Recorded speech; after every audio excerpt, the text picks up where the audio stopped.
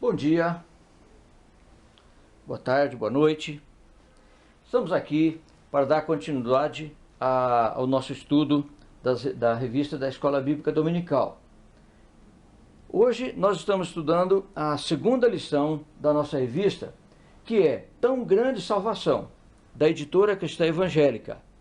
Convidamos você a ter a sua revista, porque uma coisa que nós estamos fazendo aqui nós não estamos lendo todas as referências bíblicas citadas na lição por amor ao tempo, por amor ao tamanho da videoaula e tal. Mas de qualquer forma, se você poderia ter a sua revista para acompanhar a lição. Bem, na lição passada, na primeira lição, nós falamos a respeito da formação do homem e da mulher. Então, Deus formou o homem e a mulher. Formou como imagem e semelhança, para ser imagem e semelhança de Deus. Formou para dar glória a Deus. Então, Deus quer ser glorificado pelo homem e pela mulher. E também para tomar conta do planeta e tudo que nele há. Além disso, estudamos também duas doutrinas que aparecem na Escritura Sagrada, que é a doutrina da dicotomia, onde fala que o homem e a mulher são formados de duas partes, a parte material e a parte imaterial. E também a tricotomia, onde é formado por três partes, o corpo, a alma e espírito. Então, nós apresentamos os textos que dão sustentação a cada uma dessas posições. Vamos utilizar nessa lição de hoje, como texto básico, alguns versículos de Gênesis. O primeiro deles é esse aí, Gênesis 2:7. E formou o Senhor Deus o homem do pó da terra, e soprou em suas narinas o fôlego da vida, e o homem foi feito alma vivente. E ainda 3:9-11.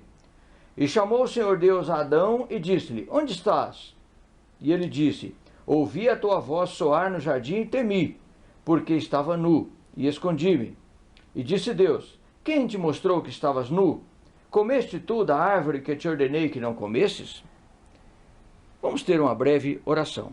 Meu Deus, obrigado por esse privilégio, por essa oportunidade de estudar um pouco mais da tua palavra.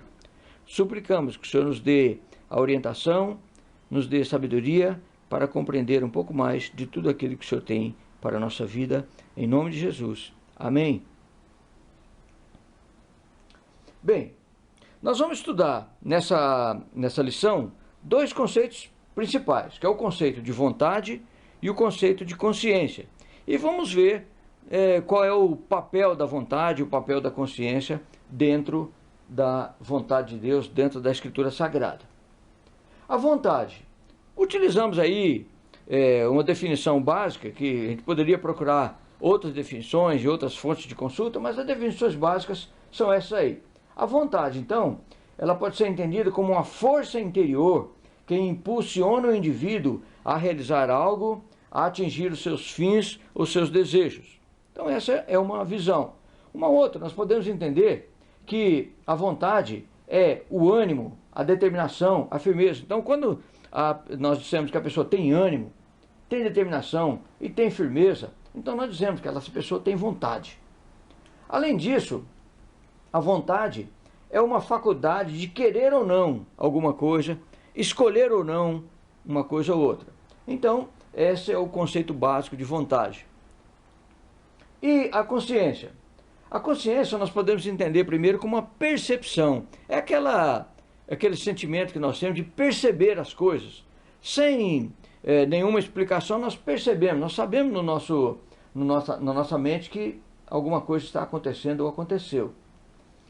Bom, a consciência também podia ser entendida como a nossa verdade interior. Aquilo que eu sei, que eu sou, aquilo que eu tenho noção das minhas possibilidades, enfim, eu me conheço pessoalmente, internamente. É a minha consciência. E também a consciência é a possibilidade que nós temos de diferenciar entre o certo e o errado. Nós temos essa capacidade, essa autorização, essa autoridade de Deus para isso. Nós sabemos diferenciar entre o certo e o errado. Bom, agora vamos ver como era o homem no estado original, na criação. Então, primeiramente, ele foi criado com imortalidade. O texto diz o seguinte, em Gênesis 3:22, diz assim, que olha, como o homem desobedeceu e comeu daquele fruto que não era para ele comer, então ele vai morrer. Ou seja, se ele não tivesse comido, ele não precisaria passar pela experiência da morte. Como nós podemos ver no Novo Testamento também, em Romanos 3:23, quando diz que o salário do pecado é a morte, mas o dom gratuito de Deus é a vida eterna em Cristo Jesus. Ou seja, se o homem não tivesse pecado, não precisaria passar pela morte. Bem, então a árvore do conhecimento do bem e do mal foi aquele fruto que eles comeram, que configurou a desobediência deles. Bem, a árvore da vida, como diz lá em Apocalipse 2:7, é para os fiéis. Quem não for fiel, não prova, não come do fruto da árvore da vida. Então, lá no caso de Adão e Eva, se eles comessem, eles iriam viver eternamente distantes da presença de Deus. Então, foram expulsos do jardim e a morte, então, seria simplesmente para abreviar aquele estado, né, que eles estão distante do plano da vontade de Deus. Então, a imortalidade foi perdida. Bem, além disso, o homem também, ele era inocente, porque não havia o conhecimento do pecado. Então, tudo que ele fazia, tudo que ele dizia, tudo que ele praticava, estava dentro do plano de Deus, dentro da vontade de Deus. Também tinha a santidade, ou seja, a justiça original, andar na vontade de Deus o tempo todo. Então, isso tinha esse conceito de santidade. Agora vamos ver o conceito bíblico da vontade humana. Bem, a vontade claramente foi afetada pelo pecado. Então o nosso poder de decisão, ele é afetado por isso. Então ele está sempre o pecado tentando falar mais alto, sempre o pecado tentando dar a direção da nossa vida. Então a vontade humana ela foi afetada. Então nós temos uma dificuldade grande com a vontade. Agora, nós precisamos sujeitar a nossa vontade, à vontade de Deus. Se nós não conseguirmos sujeitar a nossa vontade à vontade de Deus, então significa que nós estamos longe desse plano de Deus. E é interessante ver que Jesus também exercitou isso. Lá em Mateus 26:39, quando ele estava indo para o sacrifício, quando ele estava indo para a crucificação, ele orou e pediu ao Pai, se for possível, passa de mim esse cálice, mas se não for, que seja feita a tua vontade. Ou seja, ele submeteu a vontade dele à vontade do Pai. Então esse é um exercício muito importante que nós precisamos fazer também, de submeter a nossa vontade à vontade do Pai. A vontade, ela leva-nos a escolher andar no Espírito, ser cheio do Espírito, perdoar, amar, suportar, etc. Nós lembramos o seguinte, que se depender da nossa vontade, o perdão, por exemplo, é alguma coisa muito difícil. Mas eu tenho que sujeitar a minha vontade à vontade de Deus. Senhor, eu quero perdoar. E sujeitar isso a Deus para que Ele nos abençoe. Senhor, eu quero amar. Então, sujeitar esse querer, sujeitar essa vontade a Deus para que isso possa ser feito como verdade na nossa vida. E a consciência? A consciência é o conhecimento de si próprio. É a verdade interior, como nós já mencionamos. Bom, agora, por que Deus nos deu a consciência? Poderíamos pensar em várias coisas, mas é que Ele quer que nós estejamos sempre lembrados de que nós precisamos nos aliar com a vontade de Deus.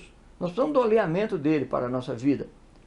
O sentimento de que nos dá a certeza de que estamos ou não dentro do projeto de Deus. Então, toda vez que nós saímos da vontade de Deus, alguma coisa apita dentro da nossa cabeça, do nosso coração. É a consciência, essa característica de que Deus colocou na nossa vida na hora da criação. Então, nós temos consciência de que estamos ou não dentro da vontade, dentro do projeto de Deus. O Novo Testamento cita muito a consciência. Nós temos lá no Novo Testamento a consciência boa, consciência pura, a consciência de Deus, a consciência fraca, consciência cauterizada, consciência contaminada, consciência má, consciência culpada. Novamente, peço aos irmãos, pega a sua revista e veja lá. Em cada uma delas existem os textos mostrando em que situação cada uma dessas apareceu dentro da Escritura Sagrada. Bom, então, o que nós precisamos fazer? Primeiramente, tanto a vontade como a consciência nos chamam à responsabilidade de sermos a imagem e a semelhança de Deus. Não nos esqueçamos disso. Fomos criados para isso, para sermos a imagem e a semelhança de Deus. Então, quando nós tivermos vontade, submetamos a nossa vontade à vontade de Deus. Quando a nossa consciência nos mostrar alguma coisa, apitar por alguma coisa, prestemos atenção. Não sejamos omissos quando a nossa consciência nos acusar de alguma coisa. Por quê? Porque a consciência é exatamente para isso, para mostrar a nós se estamos ou não dentro do projeto, dentro da vontade de Deus para a nossa vida. Temos de usar a vontade e a consciência de maneira responsável. Temos a liberdade para escolher, mas tenhamos em mente que as melhores escolhas devem estar alinhadas com a vontade de Deus. Não nos esqueçamos disso. Prestemos atenção à consciência. Não sejamos traidor dela. Se ela nos orientar, sejamos fiéis. Olha, a consciência está nos chamando a isso. Então, voltemos para o plano de Deus, voltemos para a palavra de Deus, para que a nossa consciência seja boa, pura e agradável diante da vontade de Deus. Meu Deus, obrigado por essa oportunidade, obrigado por essa lição e ajude-nos, ó Deus, a aplicar em nossa vida. Que a nossa vontade esteja sujeita à Tua vontade e que a nossa consciência seja um instrumento do Espírito Santo a mostrar aquilo que nós estamos fazendo de certo ou aquilo que nós estamos fazendo de errado e voltar para o caminho inicial. Obrigado, Senhor, em nome de Jesus. Amém. Obrigado a todos.